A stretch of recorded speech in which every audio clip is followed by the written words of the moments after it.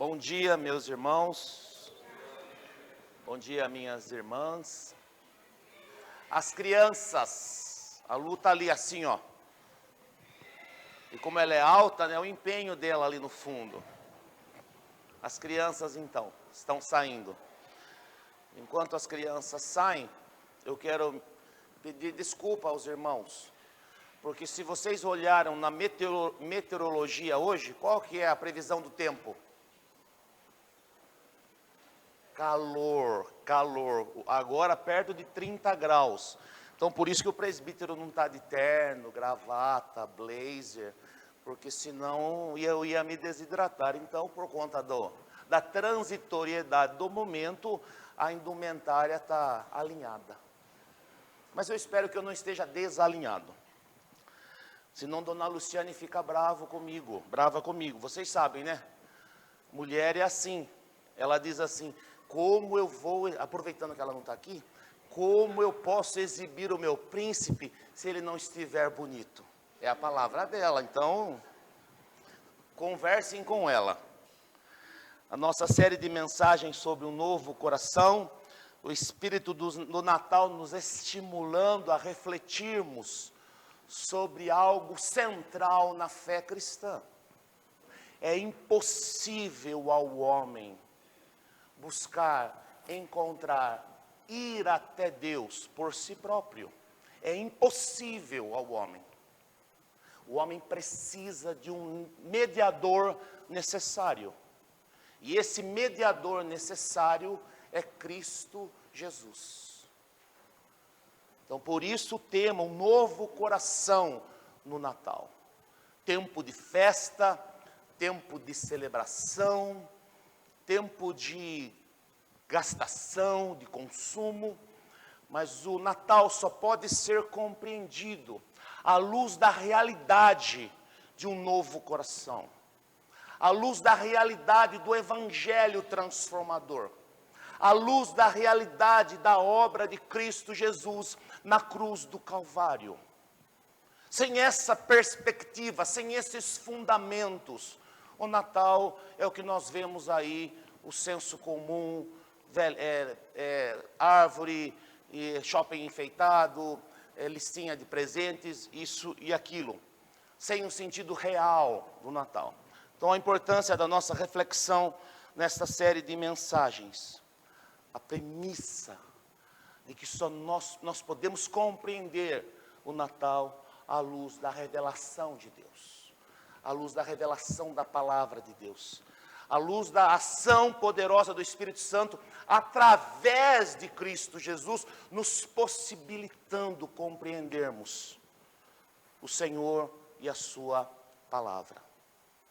A Bíblia só é palavra de Deus para aqueles que têm um novo coração. Dar-vos-ei coração novo, diz o profeta Ezequiel. Colocarei em vós um espírito novo. Somente para estes, o Natal tem um sentido verdadeiro. Queremos refletir sobre isso. Então, domingo passado, respondemos o que é um novo coração. Já respondemos isso de manhã e à noite. Nosso desafio nesse domingo é respondermos por que um novo coração. E nos valeremos da sabedoria da narrativa de Gênesis capítulo 3. Eu não lerei o texto todo, é um texto longo, um texto profundo, um texto denso, um texto cheio de significado. Tirarei alguns versículos, alguma sabedoria dele, circunscrevendo aquilo que queremos falar nesta manhã, que é respondendo à pergunta, por que um novo coração? E os irmãos bem sabem que Gênesis 13, após o relato da criação, Gênesis 13 apresenta o relato da queda. Vamos orar mais uma vez, irmãos? Senhor, em nome de Jesus, diante de Ti, corandeu, queremos colocar as nossas vidas nesta hora de culto, onde iremos ouvir a Tua palavra, Senhor. O ensino do Antigo Testamento, o ensino do Novo Testamento, apresentando esta necessidade do povo de Deus ser guiado pela palavra de Deus. E o Senhor estabeleceu esta forma, este método de transmissão das tuas verdades através da pregação da tua palavra. E é o que faremos agora em culto público, Senhor. Rogando a direção do teu Santo Espírito, agindo no coração da tua comunidade, da tua igreja, da vida dos irmãos. Para que juntos possamos, como povo da aliança, sermos abençoados pela tua palavra. Sermos orientados pela tua palavra. Tendo o nosso coração, a nossa mente, a nossa alma encharcados da tua palavra. Para quê? Para que possamos responder de maneira efetiva em nossas vidas a realidade do Natal, Senhor. Do verbo que se fez carne e habitou entre nós, cheio de graça e de verdade, o nosso Redentor Cristo Jesus. Concede a nós, o teu povo, sabedoria necessária para compreendermos a tua palavra nessa manhã. Rogamos a ação do teu Santo Espírito, porque se o Senhor não falar, não temos palavras, Senhor, aos nossos irmãos nesta manhã. Dependemos tão somente do Senhor. Faz isso mais uma vez, Senhor. Faz isso mais uma vez no meio do teu povo. Derrama através do teu Santo Espírito a tua palavra bendita. É a nossa oração, em nome de Jesus. Amém. Bruce Waltke, comentando a narrativa da queda e do Gênesis, ele nos diz assim: a narrativa do Jardim do Éden é universalmente atraente, porque fala de um paraíso dentro das potencialidades humanas. A decisão terrível do primeiro casal, tão humana em sua impulsividade e ao mesmo tempo tão trágica em suas consequências, nos entristece, nos deixa enfurecidos e nos leva a desejar profundamente o paraíso perdido. Para compreendermos, meus irmãos, a realidade da queda, nós precisamos necessariamente entender que o Senhor criou, conforme a narrativa de Gênesis 1 e 2, um paraíso. É difícil para nós, eu sei. É muito difícil para nós. A nossa imaginação não é muito treinada. Devemos treiná-la mais. Eugene Peterson nos ensinava dizendo o seguinte, que nós como cristãos devemos ler mais poesia, ler mais romances, para que a gente possa treinar a nossa imaginação. Sem a nossa imaginação acurada, treinada, é impossível nós percebermos certas realidades. Quando na nossa mente, no nosso imaginário, tentamos projetar a realidade de algo perfeito, é quase impossível para nós. Penso que os músicos aqui, os coralistas que gostam de música, uma sinfonia cantada por 1000 vozes, com 1000 instrumentos, resumidas a apenas uma voz e um instrumento. Claro que existem sinais, vislumbres de beleza naquela ação individual, mas é difícil de compreender a beleza, a riqueza e o encanto de 1000 vozes, 1000 instrumentos tocando uma sinfonia. Assim é quando nós, no relato da criação, olhamos para aquilo que o Senhor criou, o paraíso, o jardim do Éden, algo o quê? Perfeito, algo belo, algo harmônico, algo desprovido de qualquer sinal do mal, de qualquer sinal de feiura, algo perfeito. Mas nós carregamos no nosso coração o anelo, o desejo por este lugar perfeito. Bruce Waltke nos leva a desejar profundamente o paraíso que foi perdido. Eu quero destacar 3 realidades fundamentais da queda, para compreendermos e respondermos de maneira efetiva, porque necessitamos de um novo coração. Quero me lembrar aqui com vocês da sabedoria de Paulo aos Romanos, capítulo 15, versículo 4. Nós, quando lemos as narrativas bíblicas, principalmente o Gênesis, Deuteronômio, o Êxodo, parece que é tão distante de nós, os profetas, mas Paulo, olhando para as Escrituras do Antigo Testamento, ele traz essa sabedoria profunda para nós. Pois tudo quanto outrora foi escrito, para o nosso ensino foi escrito. A narrativa da criação e da queda foi escrito para o quê? Para o nosso ensino foi escrito, a fim de quê? Pela paciência e consolação das Escrituras, tenhamos o quê? Esperança. Pela consolação das Escrituras. O relato da criação, o relato da queda, tem que produzir no nosso coração consolação e esperança, porque somos o povo da espera. Esperamos e aguardamos o paraíso que foi perdido. Aguardamos novo céu e nova terra. Queremos contemplar com os nossos olhos a perfeição que fora criada por Deus. Irmãos, quero dizer para vocês, em nome de Jesus, um dia eu e vocês, juntos, contemplaremos aquilo que é perfeito. Aquilo que é belo. E às vezes nos apegamos muito aqui como igreja, e Deus tem abençoado nossas vidas. Olhamos para a vida que Deus tem nos dado e sentimos como que uma tristeza quando ela vai se findando. Vamos envelhecendo e vamos nos entristecendo como que se isso fosse um fim. Irmãos, para nós que cremos no Senhor Jesus, como semana passada aprendemos, a morte não é um fim, mas é um fim começo. Então nós veremos aquilo que é perfeito, porque tudo que foi escrito outrora foi escrito para o nosso ensino, a fim de que pela paciência, nós somos o povo da espera, e pela consolação das Escrituras tenhamos o quê? Esperança. A primeira realidade que destacaremos então é a realidade do paraíso. Vamos voltar um pouquinho na narrativa de Gênesis. Gênesis 2, 8 e 9. Para compreendermos a realidade da queda, precisamos necessariamente compreendermos a realidade que o Senhor criou um paraíso perfeito. Ora, o Senhor tinha plantado um jardim no Éden, para os lados do leste, e ali colocou o homem que formara.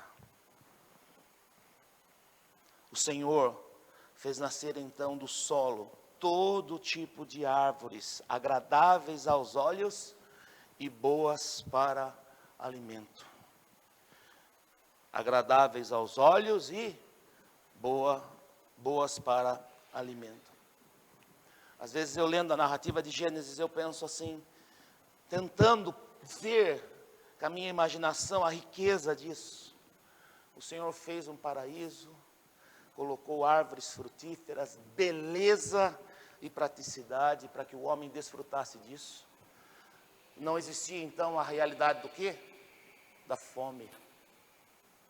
O que é algo mais triste, meus irmãos, para um ser humano, do que passar fome? É a feiura do pecado.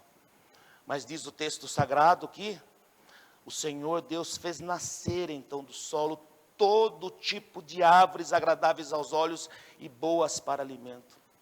E no meio do jardim estavam a árvore da vida e a árvore do conhecimento do bem e do mal.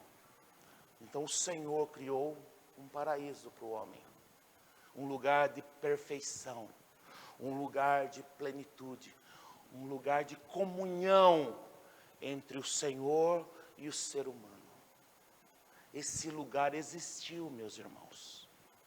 Esse lugar existiu. E os nossos primeiros pais, no seu estágio probatório, fizeram o quê? Os irmãos bem sabem. Então, a realidade do paraíso. Quero me valer novamente da sabedoria de Bruce Waltke, quando ele define paraíso para nós. Paraíso, um lugar sem dor.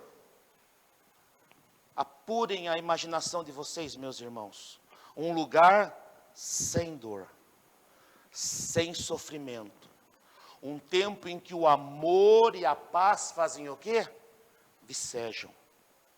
O paraíso tem sido objeto das esperanças e dos sonhos de cada geração. No íntimo de cada pessoa que experimenta a dor, a injustiça, ou a morte de um ente querido, há um anseio sofrido por um lugar onde não falte nada. A sede por um tempo de cura. Isso está arraigado à essência da humanidade. Por que a essência da humanidade? Porque Deus colocou isso em nosso coração. Nós sabemos que esse lugar existiu e esse lugar existirá para aqueles que são do Senhor. Somos seres que não aceitam o mundo como ele é. Paro aqui. O sentimento que todo cristão, todo crente fiel tem que ter, é um sentimento de inadequação, um sentimento de inconformação com a realidade. Nós temos, meus irmãos, que de vez em quando nos sentirmos deslocados, inadequados, porque este lugar, com essa realidade de pecado e de morte, não nos pertence. Não nos pertence. Nós não podemos aceitar que a realidade do aqui e agora é a final. Não é. Por isso que nós temos como discípulos de Cristo, caminharmos no mundo com uma santa indignação, inadequação. Sabe aquele sapato que não calça direito? É a vida nessa realidade. Somos seres que não aceitam o mundo como ele é. Algo em nosso instinto, em nossa consciência coletiva, nos diz que o mundo presente está fora de sintonia. Óbvio. Tem de existir um tempo melhor, um lugar melhor. Apocalipse vai nos apresentar isso. O ser humano, portanto, busca constantemente encontrar o paraíso perdido. Constantemente. E todas as ideologias prometem o caminho para a humanidade encontrar este paraíso. Deus colocou no ser humano esse desejo pela eternidade. E os homens tentam os atalhos sem ele. Irmãos, o ser humano busca esse paraíso.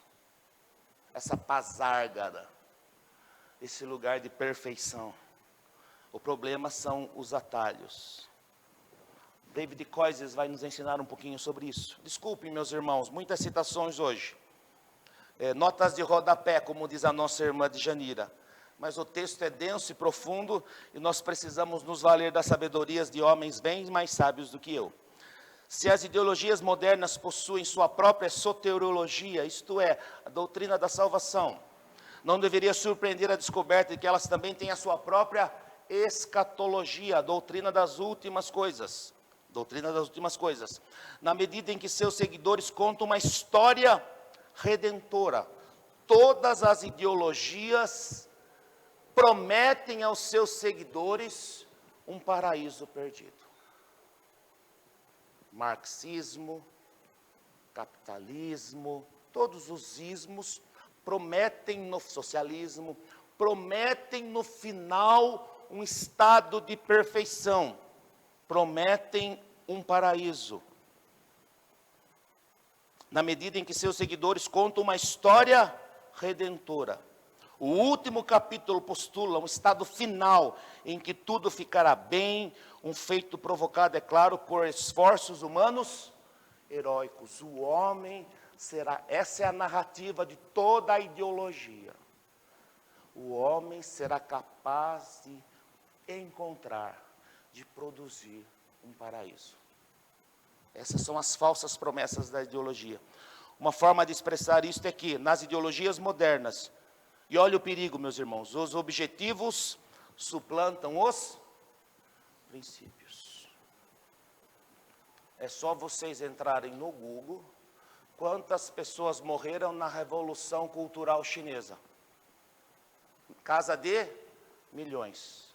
Entrem no Google, quantas pessoas morreram na Revolução Bolchevique? Na casa de milhões. Quantas pessoas Stalin matou?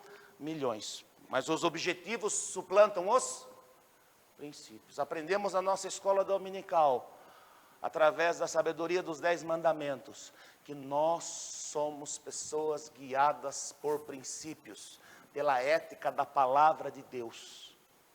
Os fins não justificam os meios. Não é John Stuart Mill, teólogo utilitarista, que nos guia, mas é a sabedoria do decálogo.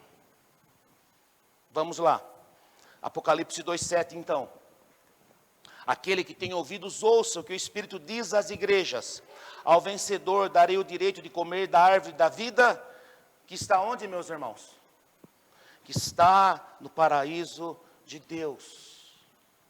Então, existe um paraíso onde o povo de Deus irá comer da árvore da vida, diz João em sua carta à igreja de Éfeso. Então, a primeira realidade, a realidade do paraíso. O Senhor criou um mundo perfeito. E o Senhor criou o homem e criou a mulher para habitarem nesse lugar de perfeição. Mas os nossos primeiros pais falharam. E aqui a realidade pode ir, Vini. A realidade do pecado. Vamos ao texto então de Gênesis 3. Quando a mulher viu que a árvore parecia agradável ao paladar. Rapidamente a narrativa então, de Gênesis 3. É o encontro da mulher com a serpente, com o tentador. Nossos primeiros pais vivendo na perfeição, vivendo em comunhão plena com Deus, sendo capazes de escolher. Os primeiros pais tinham eles tinham livre-arbítrio, nós não, eles tinham. Mas mesmo assim, o Senhor deixa a possibilidade para eles do quê? Da escolha. Vamos ver isso mais para frente. Quando a mulher viu que a árvore parecia agradável ao paladar, toda a árvore do jardim era bela e toda a árvore do jardim era boa. Toda a árvore do jardim era boa. Era atraente aos olhos e, além disso, desejável para dela se obter discernimento. Tomou do seu fruto, comeu-o e deu ao seu marido, que comeu também. Os olhos dos dois se abriram e perceberam que estavam. Então juntaram folhas de figueira para cobrir-se. Então, quando os primeiros pais, eles desobedecem o Senhor, eles são levados ao pecado pelo tentador, eles comem da árvore, e o que acontece com eles? Os dois olhos se abriram e perceberam que estavam nus. A perfeição acontece, a feiura, a vergonha. Os primeiros pais, qual foi receberam o quê? Perceberam que estavam nus. O mundo caído no qual vivemos se apoia nos fundamentos de uma criação que era boa, nos ensina Bavinck. No entanto, mal acabou de ser criado e o pecado entrou nele. A origem do pecado é um mistério, e é mesmo, irmãos. Ele não veio de Deus e, ao mesmo tempo, não está excluído de seu conselho. Deus decidiu conduzir a humanidade pelo perigoso caminho da liberdade pactual. Todas as árvores todo o fruto de todas as árvores poderiam ser comidos. Apenas uma não poderia. O homem tinha a possibilidade da escolha. Em vez de elevá-la, por um só ato de poder, acima da possibilidade de pecado e morte. Então, o mundo caído no qual vivemos se apoia nos fundamentos de uma criação que era boa. No entanto, o mal acabou de ser criado e o pecado entrou nele. A origem do pecado é um mistério. Ele não veio de Deus e, ao mesmo tempo, não está excluído do seu conselho. Deus decidiu conduzir a humanidade pelo perigoso caminho da liberdade pactual, em vez de levá-la por um só ato de poder acima da possibilidade do pecado e morte. Então vamos lá. Então o objetivo da narrativa da queda é apontar para o desejo humano de se tornar independente de Deus. O que move então nossos primeiros pais ao pecado? Viver no paraíso, ter plena comunhão com Deus, viver uma vida plena não foi suficiente. Eles desejaram o quê? Se tornar independente de Deus. Buscar o conhecimento do bem e do mal é desejar emancipação de Deus, é querer ser como Deus. Essa é a raiz do pecado original. Como que eles se valeram da liberdade que o Senhor os deu? Para desejarem mais. Para desejarem mais. Buscar o conhecimento do bem e do mal e desejar a emancipação de Deus. O pecado dos nossos primeiros pais era nós, irmãos, é uma inferência minha agora. Nós faríamos a mesma coisa. Nós faríamos a mesma coisa. Às vezes a gente quer jogar umas pedras em Adão e Eva. Mas a humanidade, ele fez a escolha que a humanidade faria. Faria. Quantas vezes nós não fazemos isso? Claro que uma proporção menor. Deus nos dá vida, Deus nos dá saúde, Deus nos dá a bênção da sua presença. E nós fazemos o quê? Fazemos como o povo de Israel. Rejeitamos ser guiados por Deus. Então, a realidade do pecado. O primeiro pecado, então, consistiu em o homem comer da árvore do conhecimento do bem e do mal. Comer o fruto dessa árvore era pecaminoso simplesmente porque Deus havia proibido. Essa é a questão. Deus havia proibido. O homem foi incapaz de obedecer o mandamento de Deus. Então, essa é o pecado dos nossos primeiros pais. Diferentes elementos podem ser distinguidos nesse primeiro pecado. Na mente, revelou-se como incredulidade e orgulho. C.S. Lewis nos ensina que o pecado que gera todos os demais é o pecado do orgulho. Quis ser como Deus. Na verdade, na vontade, então na mente, incredulidade e orgulho. Na vontade, como desejo de ser igual a Deus. O desejo de ser igual a Deus. Nas afeições, como uma satisfação ímpia de comer do fruto proibido. E isso não se repete, meus irmãos, na dinâmica da vida. Qual que é a filosofia do senso comum? Que o que é proibido é o quê? Ah, bom, o que é proibido é mais? E não é. É só proibido. É só proibido. Em consequência do primeiro pecado, o homem perdeu a imagem de Deus no sentido restrito da palavra. Não totalmente. Nós temos sinais da imagem de Deus em nós. O verdadeiro conhecimento de Deus foi perdido.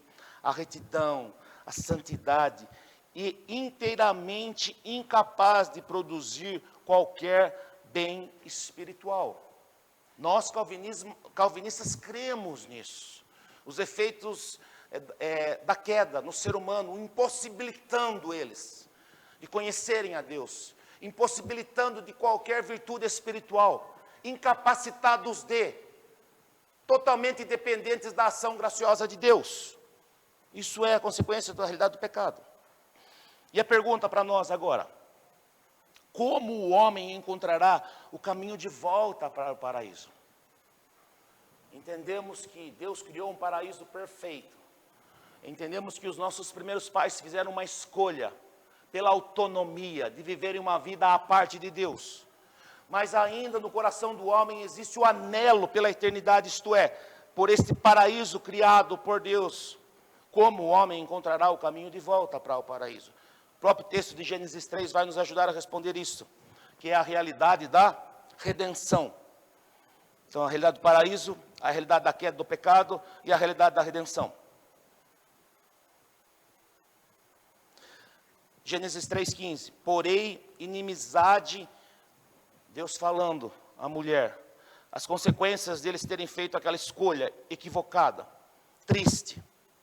Porém, inimizade entre você e a mulher, entre a sua descendência e o descendente dela. Este lhe ferirá a cabeça e você lhe ferirá o calcanhar. Aqui, o nosso Deus que é bondade e misericórdia, nosso Deus que ama, que é amor, a partir da realidade da queda, a partir da realidade do primeiro pecado, a partir da realidade da escolha equivocada dos nossos primeiros pais, o Senhor já apresenta o plano de redenção. O Senhor já apresenta, e aqui é o proto-evangelho, como nos ensinam os teólogos. Porém, inimizade entre você e a mulher, entre a sua descendência e o descendente dela, apontando para quem? Quem é o descendente da mulher? Quem é? Jesus Cristo. Este lhe ferirá a cabeça e você lhe ferirá o calcanhar. O alcance dessa profecia ultrapassa Eva e alcança o futuro de sua semente ao longo da história. Embora Eva mereça a morte, Deus não lhe dá as costas. Pelo contrário, o Deus bondoso restaura por meio da missão de sua semente. O propósito divino não sofrerá derrota.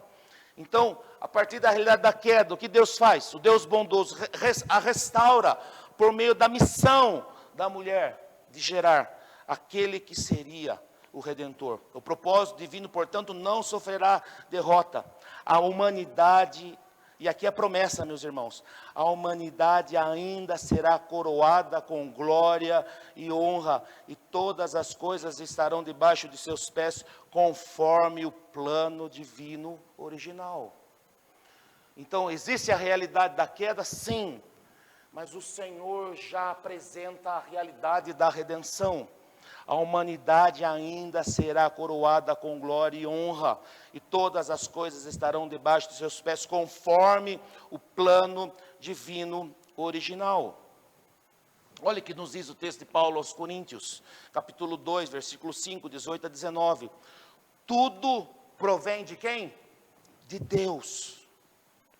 Tudo provém de Deus, que nos reconciliou consigo mesmo por meio de Cristo, e nos deu o ministério da reconciliação, ou seja, que Deus estava em Cristo reconciliando consigo o mundo, não lançando em conta os pecados dos homens, e nos confiou o quê? A mensagem da reconciliação.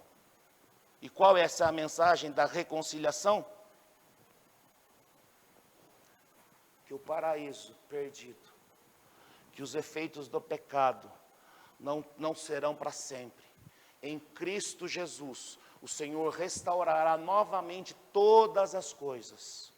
E novamente podemos anelar, viver a realidade da perfeição, o paraíso em Cristo Jesus. Então, como podemos retornar ao paraíso? Tendo um novo coração, recebendo Cristo Jesus. É isso que o texto nos ensina. E eu quero terminar a minha fala, sendo bem breve nessa manhã, usando da sabedoria de Santo Agostinho. Fizesse-nos para ti. O Senhor nos fez e criou um paraíso perfeito para nós. Mas agora, por conta do pecado e do estado de separação do homem com Deus, como está o nosso coração? Inquieto está o nosso coração, enquanto não repousa em ti, enquanto não voltarmos para o nosso Senhor. Como que o Salmo 23 termina? E habitarei na casa do Senhor para sempre. Gosto daquela tradução antiga, e voltarei para a casa do Senhor para sempre. Então, meus irmãos queridos, por que um novo coração? Porque o Senhor criou para nós um paraíso que se perdeu por conta do pecado dos nossos primeiros pais. Mas o Senhor com o seu amor e a sua misericórdia e graça, preparou um plano de salvação para nós em Cristo Jesus, que nos dá a possibilidade de um novo coração. E a partir dessa realidade do novo coração, nós temos a esperança de retornarmos à casa do Pai, a novo céu e nova terra. Essa é a nossa esperança. Que o Senhor nos conceda graça nesta manhã, refletindo sobre a realidade do Natal, que haverá um tempo onde todos nós desfrutaremos da perfeição e da presença bendita do Senhor. Que o Senhor os abençoe, em nome de Jesus.